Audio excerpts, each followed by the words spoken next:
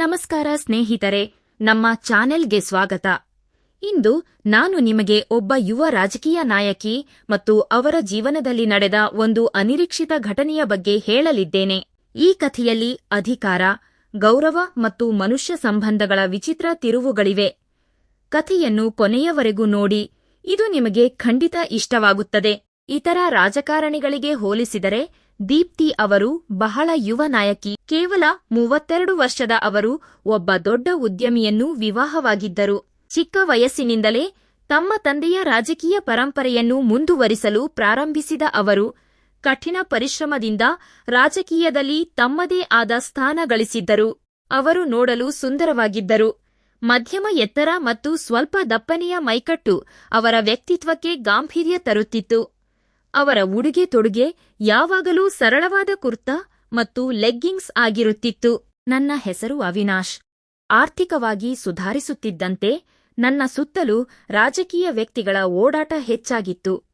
ನನ್ನ ತಂದೆ ಹಳ್ಳಿಯಲ್ಲಿ ಸಮಾಜ ಸೇವೆ ಮಾಡುತ್ತಿದ್ದರಿಂದ ನನಗೂ ಅನಿವಾರ್ಯವಾಗಿ ರಾಜಕೀಯಕ್ಕೆ ಎಳೆಯುವ ಪ್ರಯತ್ನಗಳು ನಡೆಯುತ್ತಿದ್ದವು. ಇದೇ ಸಮಯದಲ್ಲಿ ರಾಜ್ಯದ ಪ್ರಸಿದ್ಧ ಕಾರ್ಯಕರ್ತೆ ದೀಪ್ತಿ ಅವರು ಒಂದು ಯೋಜನೆಯ ಉದ್ಘಾಟನೆಗೆ ನಮ್ಮ ಹಳ್ಳಿಗೆ ಬರಬೇಕಿತ್ತು. ಅವರು ಗೋವಾದಿಂದ ಮುಂಬೈಗೆ ಹೋಗುವ ಹಾದಿಯಲ್ಲಿ ಈ ಕಾರ್ಯಕ್ರಮ ಇತ್ತು. ಆದರೆ ಹವಾಮಾನ ಅಥವಾ ವೇಳಾಪಟ್ಟಿಯ ಬದಲಾವಣೆಯಿಂದಾಗಿ ಅವರು ಹಿಂದಿನ ರಾತ್ರಿಯೇ ಹಳ್ಳಿಗೆ ಬರಲು ನಿರ್ಧರಿಸಿದರು.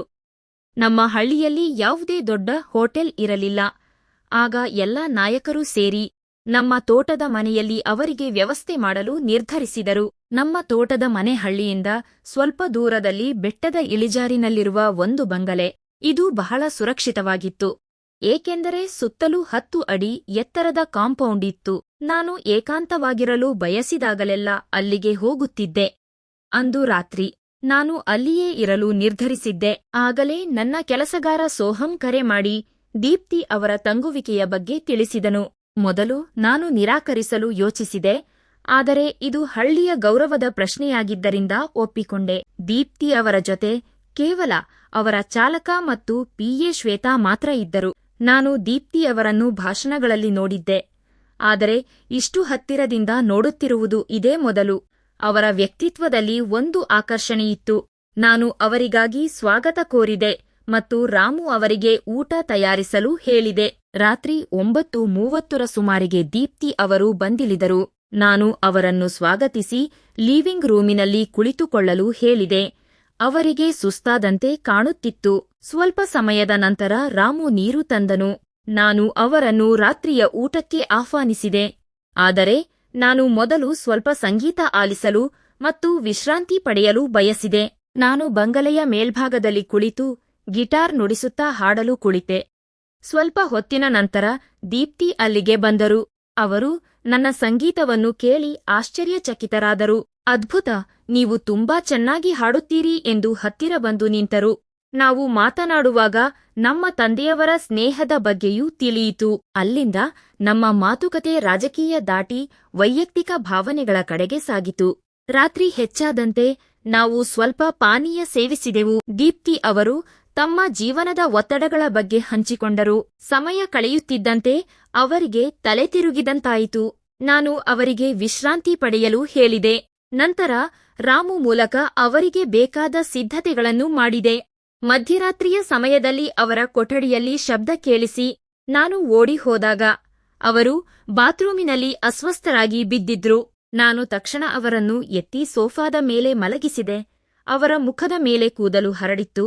ಹೊರಗೆ ಮಳೆ ಜೋರಾಗಿ ಸುರಿಯುತ್ತಿತ್ತು. ಆ ಮಳೆಗಾಲದ ರಾತ್ರಿಯಲ್ಲಿ ಅನಿರೀಕ್ಷಿತವಾಗಿ ನಾವು ಭಾವನೆಗಳಿಗೆ ಒಳಗಾದೆವು. ಆ ಕ್ಷಣದಲ್ಲಿ ರಾಜಕೀಯ ಸ್ಥಾನಮಾನ ಎಲ್ಲವೂ ಮರೆತು ಹೋಗಿತ್ತು.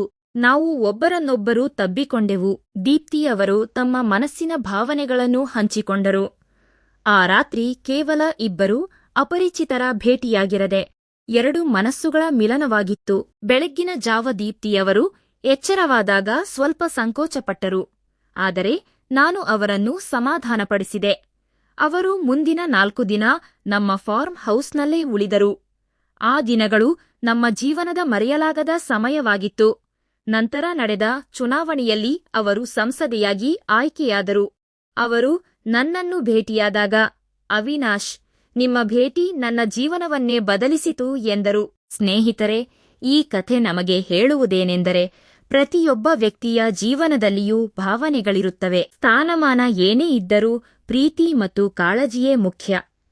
ಈ ಕಥೆ ನಿಮಗೆ ಇಷ್ಟವಾಗಿದ್ದರೆ ದಯವಿಟ್ಟು ಲೈಕ್ ಮಾಡಿ, ಕಮೆಂಟ್ ಮಾಡಿ ಮತ್ತು ಶೇರ್ ಮಾಡಿ. ಮುಂದಿನ ವಿಡಿಯೋದಲ್ಲಿ ಮತ್ತೊಂದು ಆಸಕ್ತಿದಾಯಕ ಕಥೆಯೊಂದಿಗೆ ಸಿಗೋಣ. ಧನ್ಯವಾದಗಳು.